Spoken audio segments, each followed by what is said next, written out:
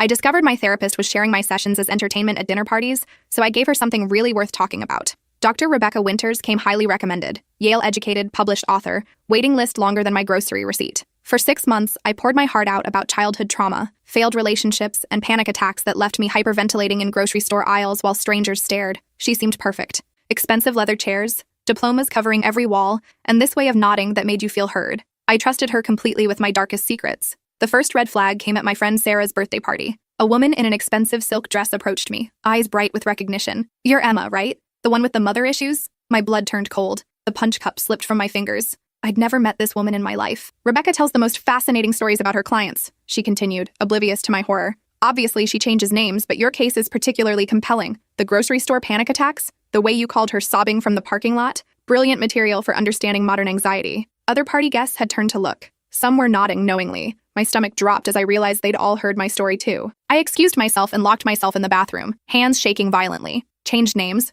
There was only one therapist named Rebecca I knew. The next week, I sat across from Dr. Winters, studying her face differently. The same practice smile, the same designer blazer. But now I saw something else. Calculation behind those kind blue eyes. When I mentioned feeling betrayed by someone I trusted, she leaned forward with that practiced empathy. "Trust is fundamental to healing," she said. "When someone violates that trust, it can reopen old wounds." The irony made me physically nauseous. That weekend, I did something that would have horrified my former self. I followed her. Dr. Winters lived in an upscale neighborhood where houses looked like museum displays. Saturday night, luxury cars filled her driveway. Through the dining room window, I watched her holding court at a dinner party, wine glass in hand, animated gestures painting a story. My story. She was describing my panic attacks, how I'd called her sobbing from a Walmart parking lot because the fluorescent lights triggered flashbacks. The guests hung on every word, some laughing at parts that had broken me. One woman actually wiped tears from laughing so hard. One man raised his glass. To Rebecca, who makes therapy sound better than Netflix. I stood in her bushes, watching strangers toast my trauma while sipping wine that probably cost more than I spent on groceries.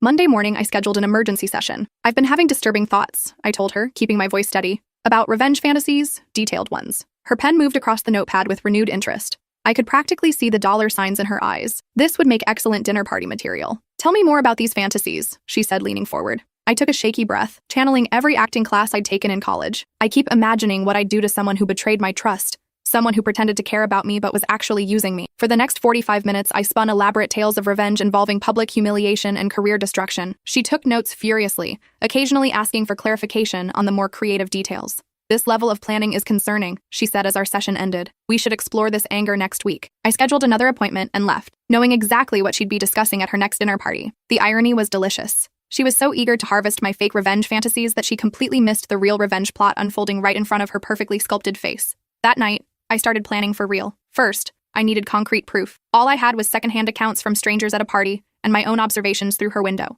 A licensing board would need more than that. I contacted my friend Marcus, who worked in IT security for a major corporation and had a side business helping people with technology problems that weren't always strictly legal. "I need help with a project," I told him over coffee at a small cafe downtown, choosing my words carefully. "Someone has been sharing private information about me without consent. I need to document it happening." Marcus was a tall, skinny guy with thick glasses who looked more like a librarian than someone who could hack into Pentagon servers before breakfast. He studied my face for a long moment, his dark eyes serious behind the wire-rimmed frames. "What kind of private information?" he asked quietly, leaning forward across the small table. "Medical? Therapy sessions? HIPAA violation stuff?" His expression hardened immediately. Marcus had been in therapy himself after a messy divorce that had left him emotionally devastated, and the idea of someone violating that sacred trust clearly struck a deep nerve. "That's seriously fucked up," he said, pushing his glasses up his nose with barely controlled anger. "What do you need?" Within 2 days, he'd provided me with a collection of tiny recording devices that looked like everyday objects: phone chargers, pens, picture frames, even a fake plant that could sit innocuously on a shelf. The technology was remarkable.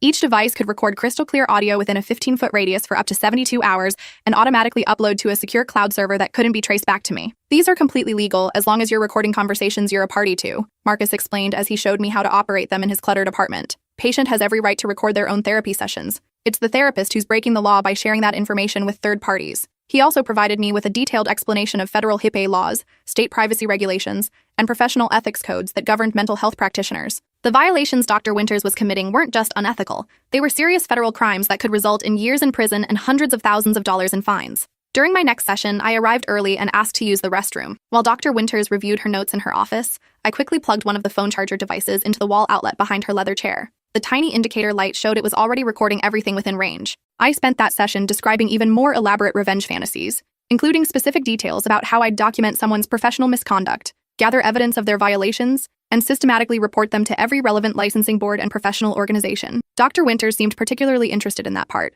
asking detailed questions about my imaginary evidence-gathering process with an enthusiasm that made my skin crawl. "It's interesting how methodical your fantasy planning has become," she observed, her pen moving rapidly across the expensive paper. "This suggests a highly organized personality responding to feelings of powerlessness with detailed control fantasies. The specificity indicates these thoughts are serving an important psychological function. Sometimes I imagine recording them," I said, watching her reaction carefully, "catching them in the act of doing something wrong, having proof that no one could deny or explain away." She nodded approvingly, completely missing the irony that she was being recorded at that very moment. "Documentation can provide a sense of validation, even in fantasy," she said with professional authority. "It's the mind's way of creating evidence for experiences that might otherwise be dismissed or minimized by others." 3 days later, I returned to retrieve the device, claiming I'd forgotten my phone charger and needed it for work. Dr. Winters was busy with another patient, so her receptionist, a kind older woman named Margaret who had no idea what her boss was doing, let me grab it quickly from the office. That evening, I settled in with a bottle of wine and my laptop, prepared to listen to every minute of the 72-hour recording. What I heard made me physically sick, but also gave me everything I needed to destroy her career completely.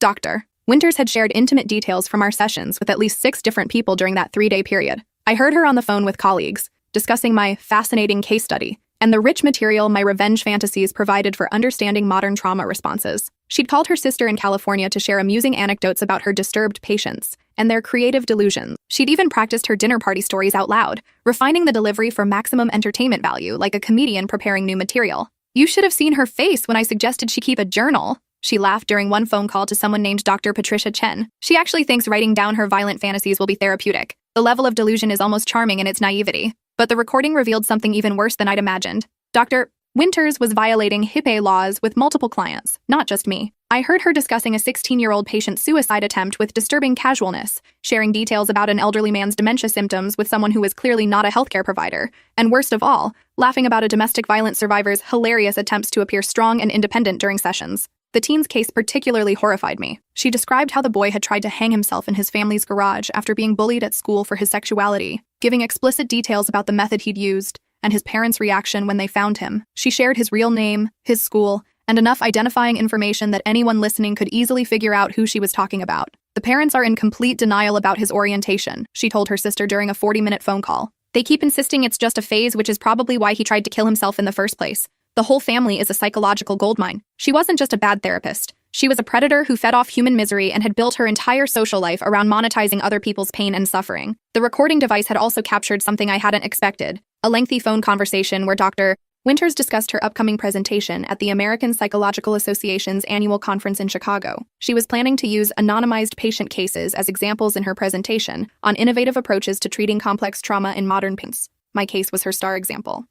She'd already written most of the presentation, describing my panic attacks, childhood medical trauma, and recent concerning violent ideation in detail that would make me easily identifiable to anyone who knew me. She even planned to include quotes from our sessions, claiming they demonstrated classic trauma response patterns in contemporary therapeutic settings. I had her, but I wasn't done collecting evidence yet. Over the next 2 weeks, I became the perfect patient. I scheduled additional sessions twice a week, claiming my revenge fantasies were escalating and becoming more detailed and disturbing. I described elaborate plans involving identity theft, blackmail, professional sabotage, and systematic destruction of someone's personal and professional life. Dr. Winters ate it up like a starving person at a buffet, taking detailed notes and encouraging me to explore these feelings fully without judgment or censorship. She even suggested I keep a journal to track my progress in processing these violent thoughts, claiming it would help me understand the psychological mechanisms behind my fantasies. "The more detailed you can make these imaginary scenarios, the more we can understand about your underlying psychological needs," she explained during one session, her eyes bright with excitement. "Don't hold back. This is a safe space to explore even your darkest thoughts without fear of judgment."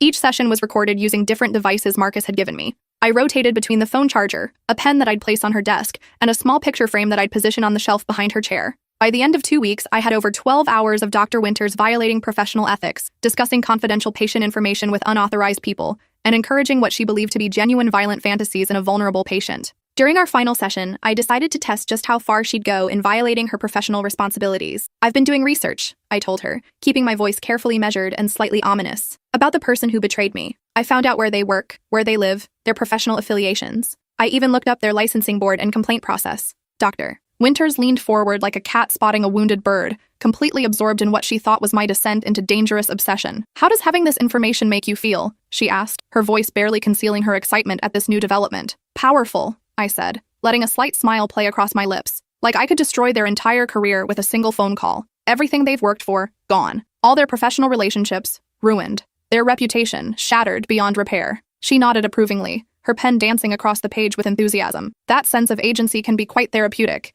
even if you never act on these feelings," she said, completely missing the fact that she was encouraging potentially dangerous behavior. "The fantasy of control often helps trauma survivors process feelings of powerlessness. But what if I did act on it?" I asked, tilting my head in a perfect imitation of her own mannerism. "Hypothetically, of course. What if I actually reported them for professional misconduct? Would that be morally wrong, even if they deserved it?" Dr. Winters actually smiled, a cold, calculating expression that looked nothing like the warm empathy she usually performed for her patients. "Sometimes people need to face consequences for their actions," she said, her voice taking on an almost predatory quality. "If someone is genuinely harming others through professional misconduct, reporting them could actually protect future victims. The greater good sometimes requires individual sacrifice." I nodded thoughtfully, as if processing this profound wisdom from my trusted therapist. "You're absolutely right," I said. "Some people do need to face consequences for their actions. It's almost like a moral obligation to make sure they can't hurt anyone else." She beamed at me like a proud teacher whose student had finally grasped a difficult concept. "Exactly. You're developing a much healthier perspective on justice and accountability. This represents significant progress in your healing journey." That night, I worked until 3 a.m. compiling everything into a comprehensive case file. 12 hours of audio recordings,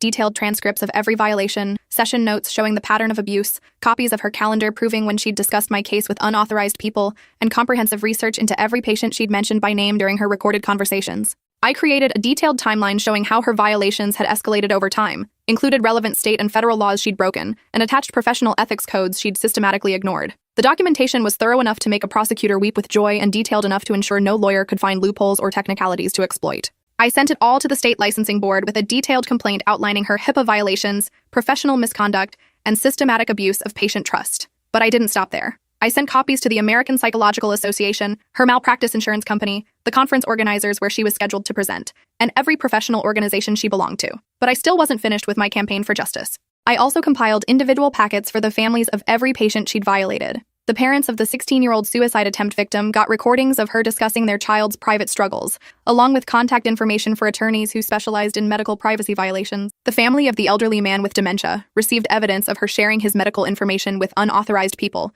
plus documentation of how she'd mocked his condition for entertainment. The domestic violence survivor got comprehensive documentation of how her private trauma had been turned into cocktail party entertainment, along with resources for pursuing legal action. Each packet included a detailed explanation of their legal rights, contact information for attorneys who specialized in medical privacy violations, and copies of all relevant evidence organized in a way that would make it easy for lawyers to build cases. Then I called Channel 7 News and asked to speak with their investigative reporting team. "I have documentation of a local therapist systematically violating patient privacy laws," I told the investigative reporter, a woman named Jessica Martinez who specialized in healthcare fraud cases. "Multiple patients, multiple violations, recordings of everything. Are you interested in a story that could expose widespread abuse in the mental health care system?" They were very interested, extremely interested, in fact. 2 days later, my phone rang at 7:30 a.m. Dr. Winter's name appeared on the screen, and when I answered, her voice was tight with barely controlled panic. "Emma," she said, the polished professional veneer completely gone and replaced with raw desperation. "I need to see you immediately. There's been a terrible misunderstanding. People are making accusations that simply aren't true, and I need to explain." "No misunderstanding," I said calmly, sipping my morning coffee and watching the sunrise through my kitchen window. "You violated my trust and the trust of every patient who confided in you. You turned our trauma into entertainment for your dinner parties and professional advancement." "I never used real names in social settings," she said, her voice rising to an almost hysterical pitch. "Everything was completely anonymized and protected by doctor-patient confidentiality. I followed all proper protocols." "You used enough details that complete strangers recognized me at a party," I interrupted, my voice remaining steady and controlled. "And I have recordings of you using real names and identifying information for multiple patients in conversations with unauthorized people who have no legitimate need for that information." The silence stretched for so long, I thought she'd hung up. When she finally spoke, her voice was barely a whisper. "What do you want? Money? I can pay you whatever you need. We can work something out privately without involving the authorities." "I don't want anything from you," I said, feeling a deep sense of satisfaction at her obvious terror. "I already have everything I need to ensure you never hurt another patient again." "Please," she begged, all pretense of professionalism completely abandoned. "I made mistakes, but my career, my reputation, my family, I have children who depend on me. This will destroy everything I've worked for." "Your career was built on exploiting vulnerable people," I said, my voice hardening. "Your reputation was based on violating the most fundamental trust in healthcare. Maybe it's time for both of those things to end, so other patients can be protected from you. I can change, she said desperately. I can get help, take additional training, make amends. Please don't destroy my life over some stupid mistakes. These weren't mistakes, I said. They were deliberate choices you made repeatedly over many years. You chose to violate patient confidentiality for your own entertainment and professional gain. You chose to encourage dangerous fantasies instead of providing proper treatment. You chose to build your career on other people's suffering. I hung up and immediately blocked her number. The story broke 3 days later with the headline, "Local Therapist Under Investigation for Systematic Patient Privacy Violation." The article, written by Jessica Martinez, included quotes from multiple violated patients, details about the ongoing ethics investigation, and mention of potential criminal charges for HIPAA violations. The response was immediate and devastating for Dr. Winters. Her practice closed within a week, with her receptionist leaving apologetic voicemails explaining that all patients would receive copies of their files and referrals to other providers. Her license was suspended pending investigation. The conference presentation was canceled. Her malpractice insurance company dropped her after reviewing the evidence I'd provided. The local medical community was buzzing with gossip about the case. Other therapists began frantically reviewing their own practices, terrified of similar exposure. The licensing board announced new mandatory training on patient privacy laws and implementation of random compliance audits. But the real satisfaction came when the criminal investigation began. The district attorney's office assigned a prosecutor who specialized in healthcare fraud. Detective Maria Santos called me to schedule an interview about the case, and when we met at the police station, her professionalism was tinged with obvious anger at what Dr. Winters had done. "I've been working healthcare crimes for 8 years, she told me as we sat in the stark interview room with its fluorescent lights and metal table. "I've never seen documentation this thorough or violations this systematic. You basically built the entire case for us." "I had good motivation," I said simply. The prosecutor, James Mitchell, was a thin man with graying hair who looked like he survived on coffee and righteous indignation. When he reviewed my evidence, his eyes lit up with the kind of enthusiasm prosecutors reserve for slam-dunk cases. "Dr. Winters violated federal law repeatedly and systematically," he explained, spreading my documentation across the conference table. "HIPAA violations can result in criminal penalties of up to 10 years in prison and fines up to $250,000 per violation. Based on your evidence, we're looking at multiple felony counts that could result in decades of prison time. But the investigation revealed even more violations than I documented. When they searched Dr. Winters' office and home, they found years' worth of patient files that she'd illegally copied and kept for her own use. They discovered she'd been selling anonymized patient stories to pharmaceutical companies for market research, writing magazine articles based on patient cases without consent, and had even been negotiating a book deal featuring her most interesting patient stories. 6 months later, I sat in the front row of the formal licensing board hearing. The room was packed with former patients, journalists, other healthcare providers who'd come to witness the downfall of someone who'd violated the most sacred trust in medicine, and family members of patients whose privacy had been violated. Dr. Winters had lost significant weight and looked years older than she had in her office. Her expensive designer clothes had been replaced with a simple black suit that hung loosely on her diminished frame. Her once perfect hair was now streaked with gray, and she kept glancing nervously at the gallery full of people whose lives she'd damaged. Her attorney, a nervous man named David Kowalski, who clearly knew he was fighting a losing battle, tried desperately to argue that my recordings were illegally obtained and should be inadmissible. The licensing board's legal counsel shut that down immediately. "Patients have an absolute right to record their own therapy sessions," the counsel explained patiently. Dr. Winters' violations occurred in the presence of her patient, making all recordings completely legal and admissible under both state and federal law. When they called my name to testify, I stood up slowly, feeling the weight of every violated patient's hopes for justice on my shoulders. "Dr. Winters once told me that trust is fundamental to healing," I began, my voice carrying clearly through the silent room. She was absolutely right. When someone violates that trust, especially someone in a position of power and authority, it can reopen old wounds and create new trauma. But sometimes it can also give you the strength and determination to make sure they never hurt anyone else. I presented my evidence methodically, walking the board through 12 hours of recordings that documented systematic violations spanning multiple patients over several years. I showed them how she'd used our most vulnerable moments as entertainment, how she'd built professional presentations around our private struggles, how she'd turned our healing process into her personal profit center. The board members' faces grew increasingly grim as they listened to recording after recording of Dr.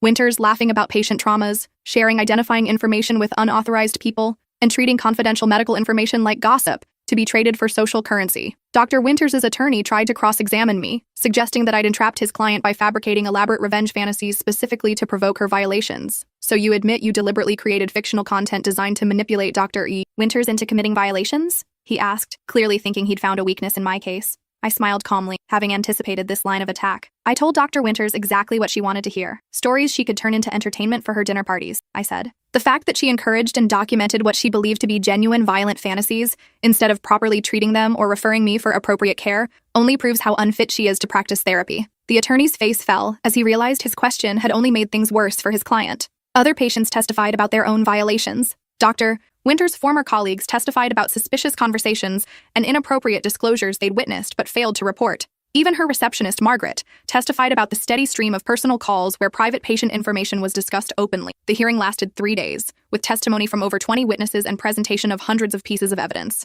Dr. Winters herself never took the stand. On advice of her attorney, who knew that anything she said could be used against her in the pending criminal case, the board deliberated for 2 hours. Dr. Rebecca Winters' license was permanently revoked. She was ordered to pay fines totaling $75,000 to the state board and faced additional criminal charges for HIPAA violations that could result in prison time and federal fines exceeding $2 million. As we left the hearing, she approached me in the hallway. Her eyes were red-rimmed and desperate, her previously perfect appearance completely disheveled. "I hope destroying my life was worth your moment of revenge," she said bitterly, her voice shaking with rage and desperation. I looked at her calmly, feeling nothing but cold satisfaction and complete vindication. "I didn't destroy your life," I said. "Your choices destroyed your life. I just documented them and made sure the people you hurt knew what you'd done to them. You were supposed to be my patient, not my judge and jury. You're right. I was supposed to be your patient, but you turned me into your entertainment instead. You had a choice every single time you shared my private information. You chose to violate my trust for your own amusement." Her face crumpled as the full weight of her situation finally hit her. "I never meant for anyone to get hurt. It was just, people liked the stories. It made me popular at parties. I felt important." "You felt important by making other people's pain into your personal comedy show," I said. "Every laugh you got was at the expense of someone who trusted you with their deepest trauma." A year later, I received a call from Detective Santos with the final update on the criminal case. Dr. Winters had pleaded guilty to 12 felony counts of HIPAA violations to avoid a trial that would have resulted in even harsher penalties. She'd received 3 years in federal prison and been ordered to pay restitution totaling $1.8 million to her victims.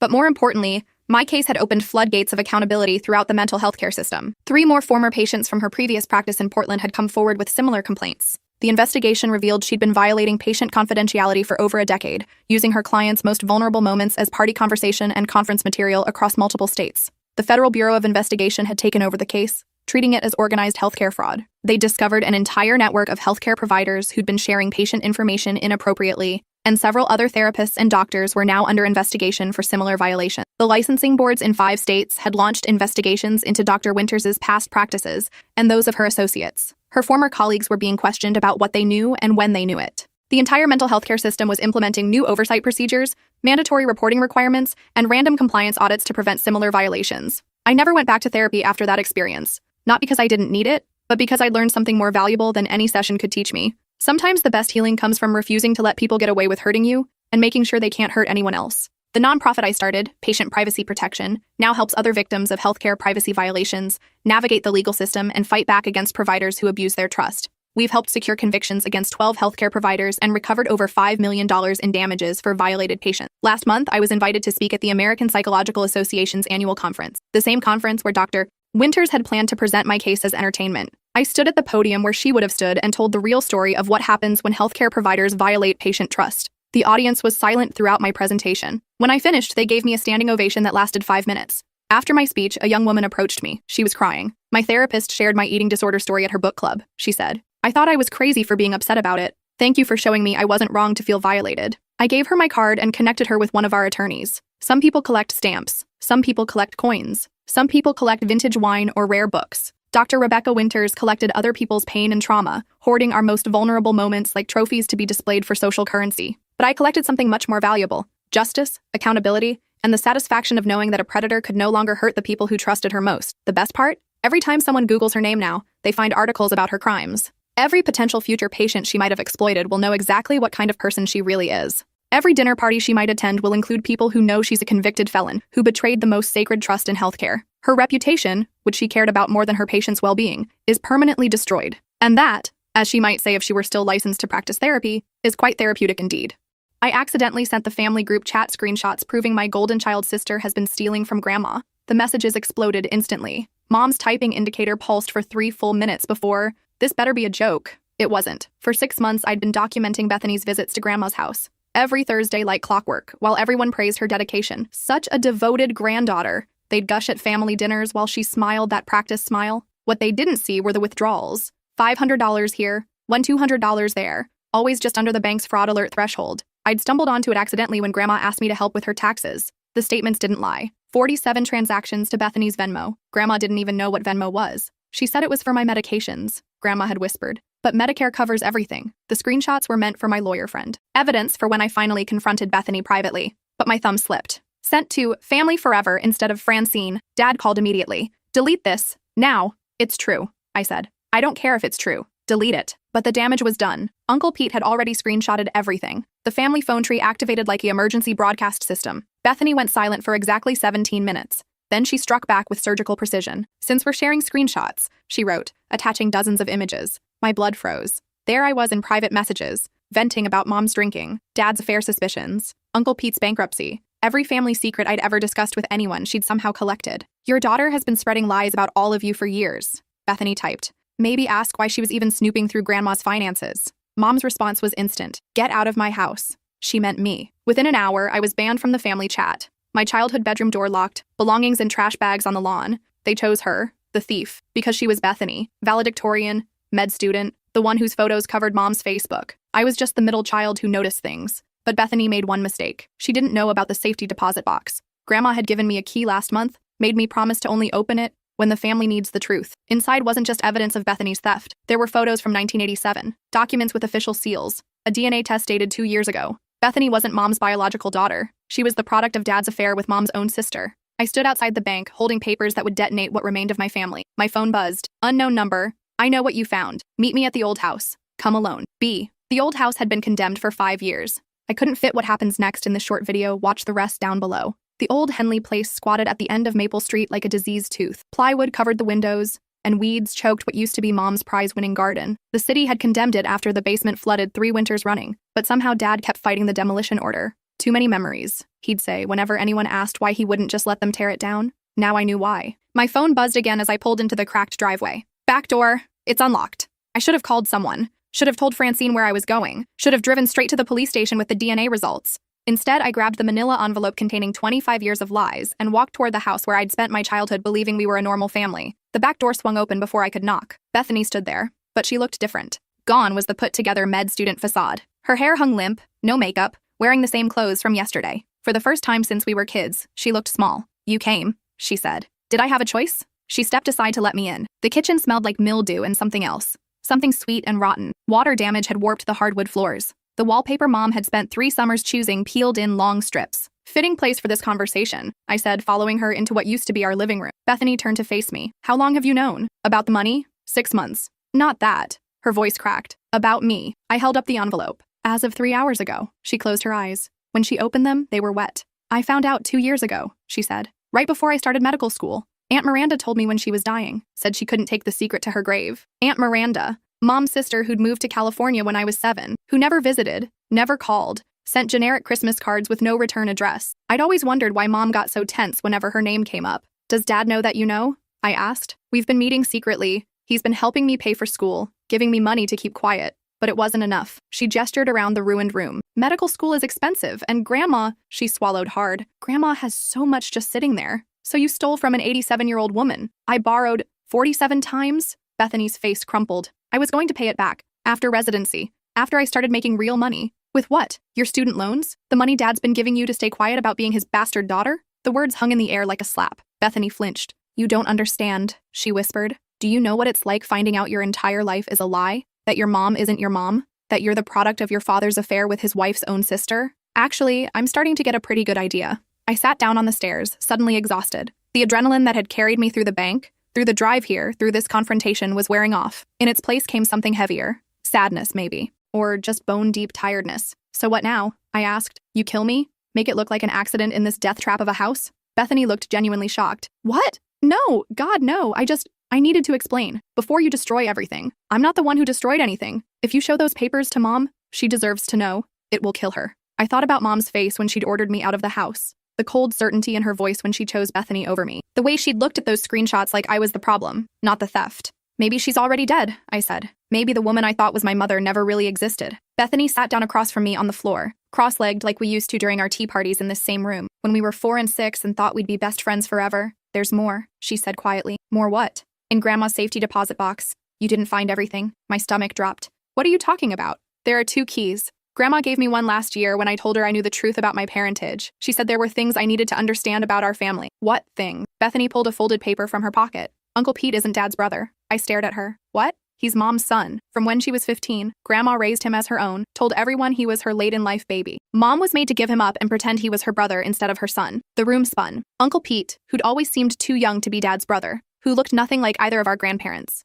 who'd always been closer to Mom than seemed normal for a brother and sister. That's why he's bankrupt, Bethany continued. Grandma's been supporting him his whole life. The money you saw going to my Venmo, half of it was actually going to Uncle Pete's debt. I was just the middleman. You're lying. Am I? She held out the paper. DNA test. Pete and Mom share 50% genetic material, not the 25% they should share as siblings. I took the paper with shaking hands. There it was, in black and white. The family tree I'd grown up believing was completely wrong. Jesus Christ, I whispered. It gets worse. How could it possibly get worse? Cousin Heather isn't Uncle Pete's daughter. I looked up sharply. Cousin Heather, who'd always been the family rebel, who'd run away at 16 and came back pregnant at 17, who'd never said who the father was. She's Dad's, Bethany said. Uncle Pete raised her as his own to protect Mom from finding out about another affair. The pieces were clicking into place now, and I didn't like the picture they were forming. How many affairs? I asked. At least 4 that Grandma documented. Aunt Miranda was just the one that produced a child he couldn't hide. And Mom knows? Mom's known since the beginning. Why do you think she drinks? Why do you think she's so desperate to keep up appearances?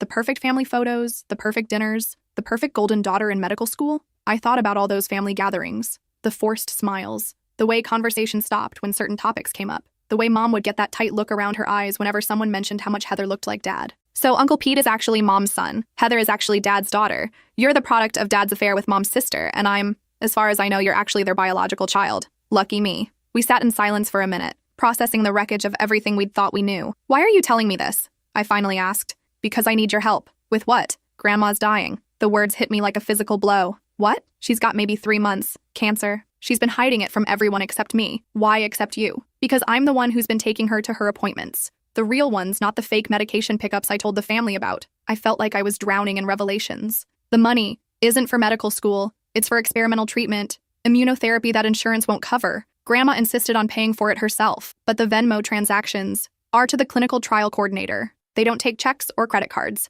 Everything has to be cash transactions for privacy reasons. I stared at her. So you weren't stealing? Not exactly, but I let you think I was. Why? Because I was terrified you'd figured out the real family secrets. When you started asking about the bank statements, I panicked. I thought if I let you believe I was just stealing money for myself, you'd stop digging. But the evidence was right there. Was it? Look at those transactions again. Really look. I pulled out my phone and scrolled through the screenshots I'd sent to the family chat. The ones that had gotten me disowned 3 hours ago. She was right. The amounts were all different. Some for $750, some for $2,100, some for $1,850. If Bethany was stealing for personal use, wouldn't the amounts be rounder, more predictable? The treatment costs vary depending on the dosage and the week of the cycle, Bethany explained. That's why the amounts were so random. But why didn't you just tell me? Because Grandma made me promise not to tell anyone about the cancer. She doesn't want the family's pity, and she especially doesn't want Mom to know. Why not? Because Mom will want to take over. Make it about herself. Turn Grandma's final months into a performance of devoted daughter grief. I thought about Mom's reaction to bad news. How she always managed to make herself the victim, how she'd sobbed louder than anyone at Aunt Miranda's funeral,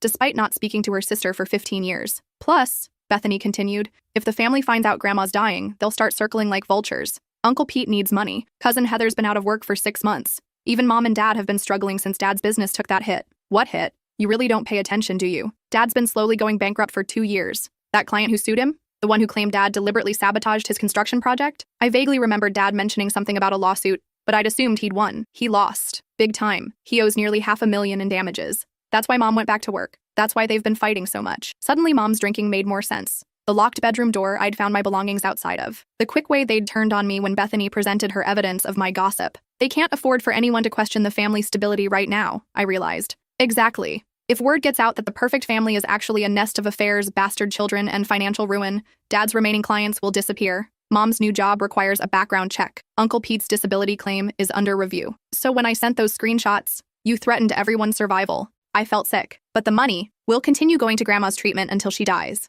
Then it will stop, and everyone will assume I was just stealing and got scared when you caught me. What about the DNA tests? The safety deposit box? Grandma wanted someone to know the truth, but not while she's alive. She made me promise to wait until after her funeral. Why? Because she's tired of keeping secrets. But she doesn't want to spend her final months watching the family tear itself apart. I looked around the ruined house, thinking about all the secrets these walls had held, all the lies and affairs and hidden children and stolen identities. So what do you want from me? I asked. Help me protect her. Let the family keep believing I'm a thief. Let them hate me instead of learning the truth that would destroy them. For 3 months? For 3 months. And after she dies? After she dies, we decide together what to do with what we know. I thought about the family chat I'd been kicked out of, the childhood bedroom I'd been banned from, the mother who'd chosen my thieving sister over me without a second thought. Why should I protect any of them? Because despite everything, They're still our family, and because Grandma loves them. Grandma loves them enough to let them think her granddaughter is a thief? Grandma loves them enough to want them to remember her as the strong woman who held the family together, not as the dying woman who couldn't protect them from the truth. My phone buzzed.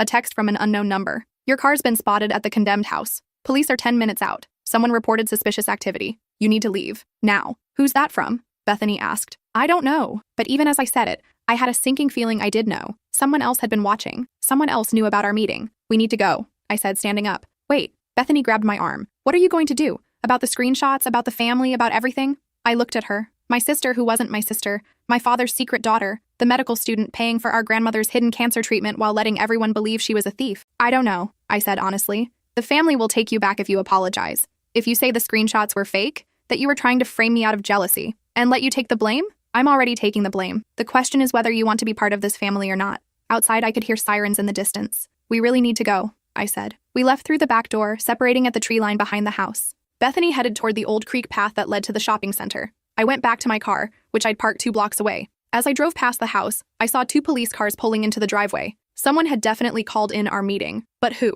My phone rang as I reached the main road. Hello? It's me. Dad's voice tight with stress. We need to talk. I'm listening. Not over the phone. Meet me at the office in 20 minutes. Dad, 20 minutes. And bring whatever you found in Grandma's safety deposit box. The line went dead. I sat at a red light, hands shaking. Dad knew. Had probably known all along that I'd found the box. Had maybe even been the one to call the police on our meeting. But how? Unless Grandma had told him about giving me the key. I thought about the timeline. Grandma giving me the key last month. Bethany's theft starting 6 months ago. Dad's business troubles going back 2 years. What if none of this was coincidental? What if the whole thing, the screenshots, the family explosion, even my discovery of the DNA tests, had been orchestrated? I pulled into the parking lot of Dad's construction office 23 minutes later. His truck was there, but so was another car I didn't recognize. A black sedan with government plates. This was getting worse by the minute. Dad met me at the door, looking older than I'd ever seen him. Come in. We're in conference room B. We? You'll see. Conference room B was where Dad met with his biggest clients. The one with the leather chairs and the impressive view of downtown. I'd spent hours here as a kid, coloring at the corner table while Dad worked late. 2 people sat at the conference table, a man in a dark suit and a woman with silver hair and kind eyes. Agent Torres, FBI, the man said, standing to shake my hand. And this is Dr. Catherine Walsh, family counselor specializing in criminal family dynamics. I looked at Dad. What the hell is going on? Sit down, he said quietly. I remained standing, not until someone explains why the FBI is interested in my family's dysfunction. Agent Torres opened a folder. Miss Henderson, how much do you know about your grandmother's financial situation? Enough to know someone's been stealing from her. Someone has, but not your sister. He slid a photograph across the table. It showed Uncle Pete coming out of a casino, a stack of chips visible in his hands. Your uncle has been systematically draining your grandmother's accounts for 3 years. He's got a gambling addiction that's cost him nearly $200,000. Another photo. Uncle Pete meeting with 2 men in expensive suits outside the casino. He also owes money to some very dangerous people who don't accept bankruptcy as payment. I don't understand, I said, but I was starting to. Your sister discovered the theft 6 months ago, Dad said. She came to me, and together we came to the FBI. We've been using Bethany as a conduit to trace where the money was actually going, Agent Torres explained. Every transaction she made for your grandmother's cancer treatment was monitored, but we needed the theft to continue so we could build a case against the organized crime figures your uncle was paying. Dr. Walsh leaned forward. Your family was chosen specifically because of your uncle's debt. These criminals were essentially money laundering through your grandmother's accounts. But the DNA tests are real, Dad said quietly. All of it. Bethany is Miranda's daughter. Pete is your mother's son. Heather is my daughter. All of it's true. But why? Because we needed you to find them, Agent Torres said. We needed someone in the family to discover the theft and make it public. We needed the criminals to think their operation was compromised so they'd move to collect what Pete owed them. You used me. We protected you, Dad corrected. If you'd known Pete was the real thief, you might have confronted him directly.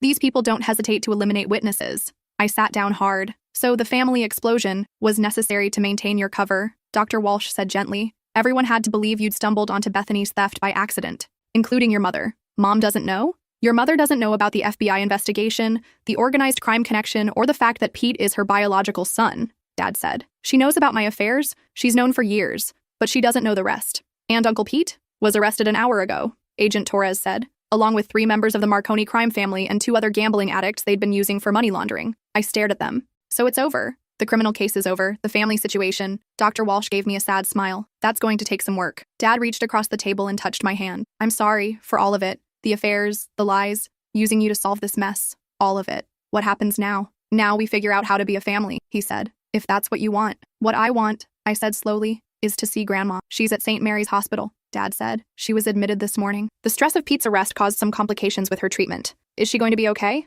I don't know. I stood up. I need to go. The family's there. Dad warned. Your mother, Bethany, Heather, they still think you exposed Bethany's theft and caused this whole mess. Then I guess it's time to tell them the truth. Agent Torres handed me his card. You'll need to give a statement sometime this week about what you observed and when. What about Bethany? She'll be recognized as a cooperating witness. Her role in the investigation will be made public, which should clear her reputation with your family. And the DNA tests? Dr. Walsh spoke up. That's up to your family to decide how to handle. I'd recommend family counseling before making any major revelations. One more thing, I said. Who called the police about Bethany and me meeting at the house? Agent Torres smiled grimly. We've been monitoring all of your communications since we started the investigation. When you arranged to meet at an abandoned building, we were concerned for your safety. You've been watching me for 6 months? We've been protecting you for 6 months. I thought about all the times I'd felt like someone was watching me, all the strange coincidences and lucky breaks. The safety deposit box key. Grandma didn't just give that to me randomly, did she? Dad shook his head. She was worried about Pete's behavior. She wanted someone she trusted to have access to the truth, in case something happened to her.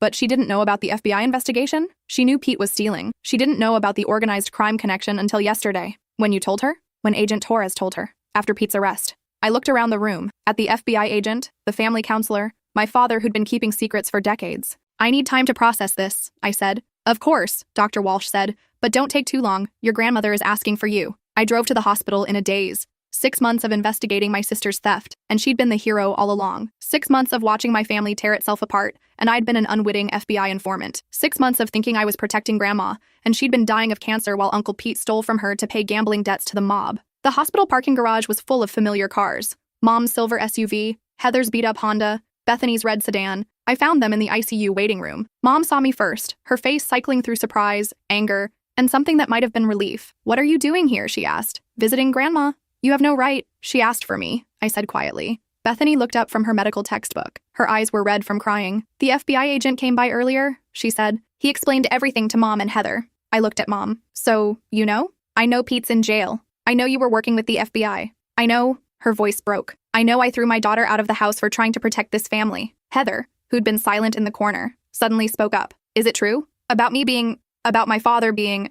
I looked at her, really looked at her. She had Dad's eyes. Dad's stubborn chin. How had none of us seen it before? Yeah, I said. It's true. Does that make you my sister instead of my cousin? Half-sister, I guess. She nodded slowly. That's actually kind of nice. I always felt more connected to you and Bethany than to Pete. Mom wiped her eyes. The doctor says we can see her 2 at a time. She's been asking for you and Bethany. I followed Bethany down the hallway to room 314. Grandma looked tiny in the hospital bed, surrounded by machines and monitors. But her eyes were alert when she saw us. There are my girls, she said, her voice paper-thin but warm. I pulled a chair up to her bedside. I'm sorry I didn't visit more. You visited plenty, and you did exactly what I hoped you'd do. I almost destroyed the family. Honey, this family's been destroying itself for decades. You just finally brought it into the light. Bethany took her other hand. How are you feeling? Tired, but peaceful. For the first time in years, peaceful. Because Uncle Pete's in jail? Because there are no more secrets. Well, almost no more secrets. She looked directly at me. Your mother doesn't know about Pete being her son, or about my giving you the key to find the DNA tests.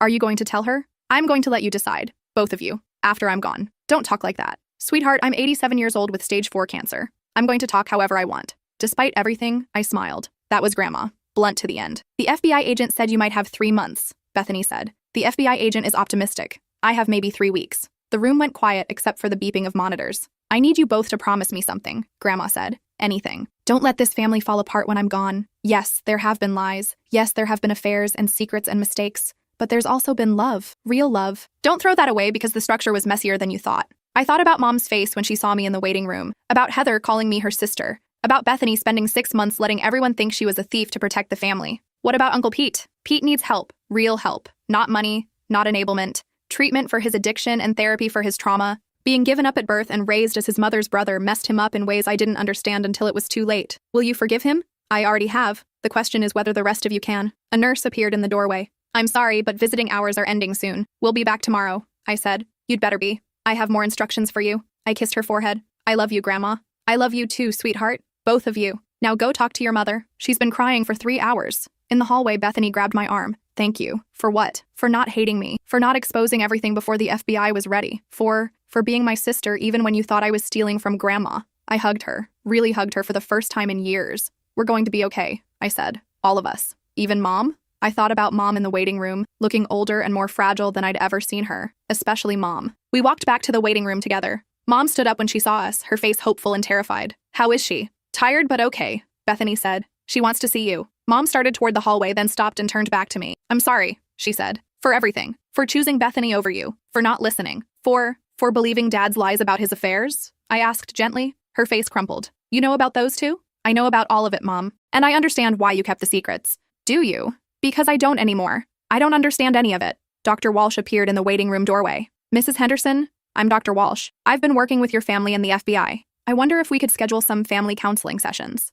Mom looked around at all of us. Me, Bethany, Heather, even Dad who'd appeared from somewhere. "Are we worth saving?" she asked quietly. "Yes," I said without hesitation. "We're worth saving." And for the first time in 6 months, I believed it. 3 weeks later, Grandma died peacefully in her sleep. The whole family was there. Mom, Dad, me, Bethany, Heather, even Uncle Pete, who'd been released on bail pending trial. At her funeral, I read a letter she'd written for the occasion. It was full of love, forgiveness, and one final revelation. She'd known about every affair, every secret, every lie for decades. She'd kept quiet not to protect the liars, but to protect the innocent people who would be hurt by the truth. But now, I read from her letter, I'm trusting my family to be strong enough to handle the truth, to forgive each other, to choose love over perfection. After the service, we gathered at the old house, which Dad had decided to renovate instead of demolish. As we sat in the living room where Bethany and I had our confrontation, Mom took a deep breath. "I have something to tell you," she said to Uncle Pete. "About your birth. About why you've always felt like you don't quite fit." Uncle Pete listened as Mom explained that she was his biological mother, not his sister. That she'd been forced to give him up when she was 15. That she'd spent his entire life wanting to tell him the truth, but being too afraid of hurting him. When she finished, Uncle Pete was quiet for a long time. Then he said, "I always wondered why you worried about me so much." "Because you're my son," Mom said, crying. "You've always been my son." They held each other while the rest of us cried. 6 months later, Uncle Pete completed a gambling addiction program and started working for Dad's construction company. Heather legally changed her last name to Henderson and enrolled in college to study social work. Bethany graduated medical school and decided to specialize in oncology. Mom and Dad started marriage counseling and surprisingly decided to stay together. 30 years of marriage is worth fighting for, Mom said, even if 20 of those years were built on lies. As for me, I moved back home while I figured out my next steps. The family group chat was renamed Family Forever, for real, this time, and actually lived up to its name. We still have family dinners every Sunday. They're messier now, more honest. Sometimes people argue, sometimes people cry, but nobody pretends anymore. And sometimes, late at night, I sit in Grandma's old chair and think about secrets, about how keeping them can destroy a family, but so can revealing them at the wrong time, in the wrong way, for the wrong reasons. The difference, I learned, is love. When secrets are kept out of love, real love, not control or fear, they can actually protect people until they're strong enough to handle the truth. When secrets are revealed out of love, not revenge or anger or self-righteousness, they can heal instead of destroy. Grandma knew that. That's why she gave me the key to the safety deposit box. Not to explode the family, but to save it when it was ready to be saved. I keep her letter in my wallet now. The one she wrote just for me, separate from the funeral letter. It's short. "Sweetheart, families aren't perfect. They're just people who choose to love each other despite the imperfections. I'm trusting you to help ours make that choice. Love, Grandma." I think we're making the right choice. Most days, anyway.